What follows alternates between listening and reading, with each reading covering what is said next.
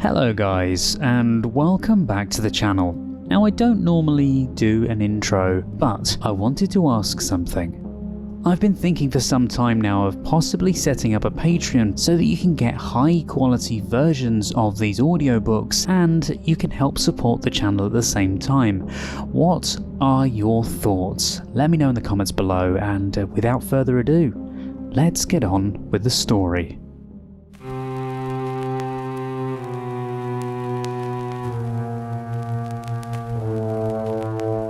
Tales to give you Goosebumps.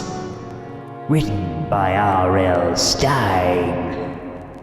Listener beware, you're in for a scare. Teacher's Pet. Do you like snakes?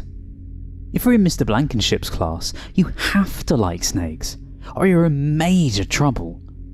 Let me start at the beginning. On the first day of school last September, Benji, my best friend, was shouting to me from my front porch. "Becca, move it, we'll be late." I grabbed my black denim jacket and tucked my ponytail under my New York Yankees baseball cap. I hurried, even though I knew Benji would never leave without me. Benji and I had walked to school together every day since kindergarten. Some people think it's weird that a girl and a guy are best friends, but Benji and I don't care. We've always liked the same sort of stuff. Like play basketball and baseball and cook. Benji would kill me if he knew I told anyone about that. Benji and I were starting 6th grade. At our school, 6th graders get to do great stuff, like go on a camp out for a whole week. We were supposed to have Miss Wenger this year, the coolest teacher in the whole school. Miss Wenger is the kind of teacher that takes the whole class inline skating so that when someone falls down, she can talk to us about gravity. Benji and I figured this would be just about the best school year ever. So you can imagine our surprise when we walked into our classroom and saw the teacher writing his name on the board. The teacher wasn't Miss Wenger. It was a man named Mr. Blankenship. Benji and I groaned in disappointment. Mr. Blankenship was a strange-looking dude. He was really, really tall and really, really skinny. And he was almost completely bald. His clothes were pretty bad too, especially the weird turtleneck sweater he was wearing with the beige, brown and black diamonds all over it. He greeted Benji and me at the door and asked our names. "I'm Becca Thompson," I said. "Benji Connor," Benji said. "I'm just getting things together right now. Why don't you two join the others and take a tour around the room?" Mr. Blankenship suggested. The room looked pretty dull. Not cool the way Miss Wenger would have done it. Mr. Blankenship had set up the typical stuff. Reading corner, computer corner, and a corny "welcome back" bulletin board. The only unusual things were the 5 or 6 glass tanks placed around the classroom. I walked over to one of the tanks and pressed my nose up against the glass. Not much to see. Some rocks, a pile of dried grass, a stick, and "Ah!" I uttered a shriek. Then I just stood there, pointing at the long, skinny, hissing creature. I hate snakes. I can't help it. I just hate them. I hate those tiny black eyes that sort of stare right through you. That's what scares me the most. Those eyes. I wanted to turn away from the snake's angry glare, but I couldn't. I seemed to be paralysed, frozen stiff. My heart was pounding so hard, I thought I was just going to pop out of my chest. It was Benji who broke the snake's spell over me. He came over and shoved me out of the way to get a better view. "Oh, a snake," he said calmly. But I knew that Benji is just afraid of snakes as I am. "Oh, so you've met one of my little pals?" Mr. Blankenship said to us, smiling. "We're going to study snakes this year. Fascinating creatures. Fascinating." Leaning over the cage, Mr. Blankenship turned to me. "Did you know that snakes can live for months without food?" "Of course. They'd much rather swallow a tasty little mouse instead. Watch." He reached inside the smaller cage hidden behind a bookshelf and grabbed a small, white mouse by the tail. The mouse tried to wriggle free, but Mr. Blankenship held tight to its slender pink tail. He dangled the thrashing, wriggling mouse over the snake's tank for a few seconds. Then he dropped it right next to the snake. I didn't want to watch, but I couldn't help myself. The snake popped open its jaws and swallowed the little white mouse. Whole. I let out a groan as I watched the pink tail slide past the snake's teeth like a spaghetti noodle. I felt really sick to my stomach, but there was no way I was giving Mr. Blankenship the satisfaction of knowing he had totally grossed me out. "Who's next?" Mr. Blankenship asked, rubbing his long, slender hands together. "Who's hungry?" That's when I realised that all of the glass cages in the room were filled with Mr. Blankenship's slimy, slithering, hissing little pals. Benji and I tried to like Mr. Blankenship's class, but it wasn't easy. For one thing, he kept adding more and more snakes. Soon, one entire wall was filled with glass snakes. The snakes slithered silently, their black eyes following Mr. Blankenship. "There are more snakes than kids in here," I whispered to Benji one day. It seemed as if Mr. Blankenship could talk about nothing else. In science, we studied about the hatching of snake eggs. For history, we read stories about ancient beliefs in serpents. For geometry, we made chalk drawings of snakeskin patterns. One enormous glass cage behind Mr. Blankenship's desk stood empty. Benji and I wondered what he planned to put in there. "A giant python," Benji guessed. I shuddered. I didn't want to think about it. Every time I peered into the glass cage and saw a snake staring back at me, I panicked. I knew the snakes hated being cooped up in those tanks. Something in their eyes told me that if they ever got out, they would go for the first human they saw. I hoped it wasn't me. One night, I was lying in bed, trying to get to sleep. Pale moonlight washed over my room from the open window. I saw a shadow move against the wall. Uttering a frightened gasp, I clicked on my bed table lamp and saw a snake slithering out of my backpack on the floor.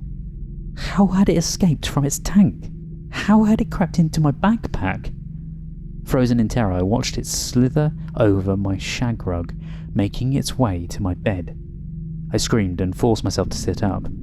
I tried to scramble away, but I felt something warm and dry curl around my arm. I was making this weird gasping sound. I felt something like a rope tightening around my ankle. Another snake slithered over my pillow. 2 more snakes crawled over my pajama legs. "Help!" My frantic plea escaped my lips in a hushed whisper. The snakes tightened themselves around me, curling around my waist, my arms, my legs. One of them slithered through my hair. I started to shudder and shake. I shook so hard I woke myself up. What a horrible nightmare! Mr. Blankenship and his room full of snakes were ruining my life. But what could I do? The next day I tried to switch my seat to one far away from the snake tanks. But the tanks were everywhere, on the shelves, on the tables, stacked against the window ledges. Every day there seemed to be more of them. I tried hard not to think about the snakes around the room. I tried to concentrate on our geography lesson, the snakes of New Mexico. But just as Mr. Blankenship began to discuss the heat of the desert, I heard a thud. Then Melissa Potter let out a shrill scream. "I'm sorry," she cried. "I bumped a cage. I let out one of the mice." Where did it go?" Mr. Blankenship cried excitedly. "There it goes," Benji cried, pointing. The little white mouse scampered across the floor. Kids screamed and laughed. But Mr. Blankenship had a serious, angry expression on his face. Grab it! Grab it, quick!" he shouted. "It's over there!" shouted Carl Jensen, pointing to the window in the corner. Mr. Blankenship always left that window open so his snake pals could get fresh air. Mr. Blankenship dived across the room. The mouse scuttled onto the window ledge. Mr. Blankenship grabbed for the tail, missed. The mouse vanished out the window. Our teacher turned beet red. Even the top of his bald head was red. "Now look what you've done," he screamed at Melissa. "You let a perfectly good snake dinner get away. You will all have to be taught to be more careful," Mr. Blankenship bellowed. "Perhaps an extra homework assignment will help you remember. I want 3 pages on the feeding habits of the eastern diamondback rattler, and I want it tomorrow." "What is his problem?" I whispered to Benji. "Backer!" Mr. Blankenship shouted. "I heard that. You will write a 10-page essay." But... I sputtered. "And you will clean the snake cages for the next 2 weeks." Mr. Blankenship added. I clamped my hand over my mouth to keep myself from getting in even worse trouble, but I was so angry I could have let all the mice out of their cages, which gave me a great idea. "Benji," I whispered when Mr. Blankenship had turned away.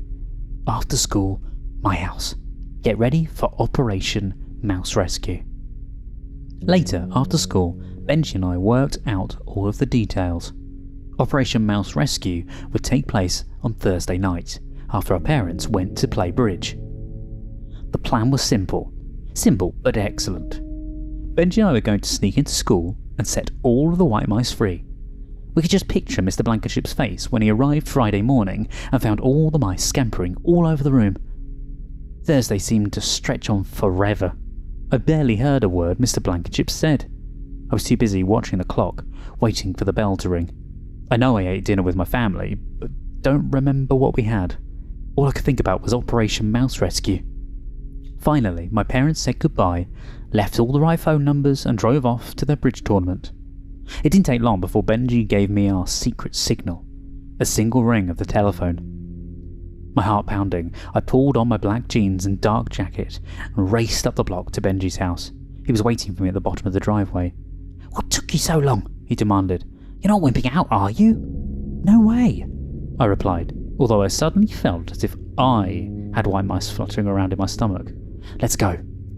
Half walking, half jogging, we made our way to school. It was a cool, breezy night. The trees shivered, shedding fat brown leaves. Shadows twisted and bent over our path as we crept up to the dark school building. "Around the back," I whispered.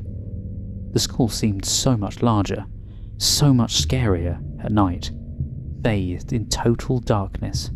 We found our classroom. Benji clicked on his flashlight. "No, turn it off," I instructed. "Someone may see us." He obediently clicked off the light. He spotted the open window, the window in the corner that Mr. Blankenship always leaves open. My hands felt cold and wet as I grabbed the stone window ledge and pulled myself up.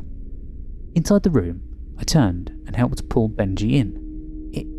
It's so dark," he whispered, huddling close to me. "Can't we turn on the flashlights?"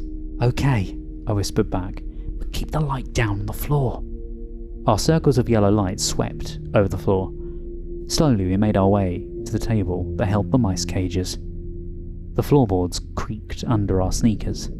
I glanced nervously around the room. Tiny lights flickered in the blackness. It took me a long moment to realize they weren't lights. They were glowing snake eyes. They are all watching us," I whispered to Benji. "The snakes. They're..." So many glowing eyes. So many snakes. All around us, staring. I forgot to watch where I was going. I stumbled over a chair. "Ow!"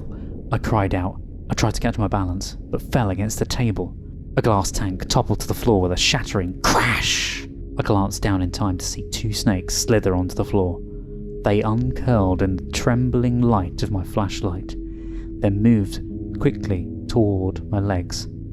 "Benji! Help!" I thrashed out my arms. I turned to run and knocked over another snake cage. A long, black snake rolled silently onto the floor, arched itself up, opened its jaws, and shot its head towards me. "Run!" I shrieked. "Benji, the snakes are out!" "How?" Benji started. I jumped as the snake slithered between my feet. We turned to run, but stopped as our lights played over the enormous, empty glass cage, which wasn't empty anymore. A giant grey and black cobra glared into the shaking lights. The cobra arched its head up, opened its jaws, and hissed at us, its red eyes gleaming excitedly. When did that snake get in there? I asked myself. The cage was empty this afternoon. "Run!" I stammered, grabbing Benji's shoulder, but neither of us could move.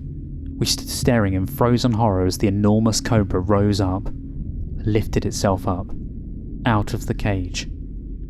It stood over us at least 6 feet tall, its eyes glowing, its thick tongue flicking across its open jaws. And as it rose up, its skin shifted and stretched. Its head tilted up, its body grew wide, grew arms, legs, and we recognized him. We saw him. We knew him. We knew we were staring at Mr. Blankenship. The snake was Mr. Blankenship. No! Did that terrified howl escape my throat? Or was Benji howling like some unearthly creature? I only knew we turned and ran, dived out through the open window into the dark night, and kept running till we were safe at home, safe from snakes, safe from the biggest snake, Mr. Blankenship. But safe for how long? Safe till we had to return to school the next morning? Trembling with fright, Benji and I hesitated at the classroom door on Friday morning. What would Mr. Blankenship do to us now that we knew his horrible secret? What would he say? He smiled as Benji and I entered, and didn't say a word. The day went by like any other day. He didn't say a word about what happened the night before, until the final bell rang that afternoon. He dismissed the rest of the class, then turned to Benji and me. "I want you two to stay," he said sternly. He moved quickly to block the doorway. We were alone with him now. He closed the door and moved toward us, rubbing his slender hands together, his dark eyes glowing excitedly. Mr. Blankenship isn't such a bad guy. He made us a deal. He said he wouldn't tell anyone we broke into the school. He promised not to harm us as long as we didn't tell anyone his secret. Of course, Benji and I quickly agreed. There's just one part of the deal that I hate.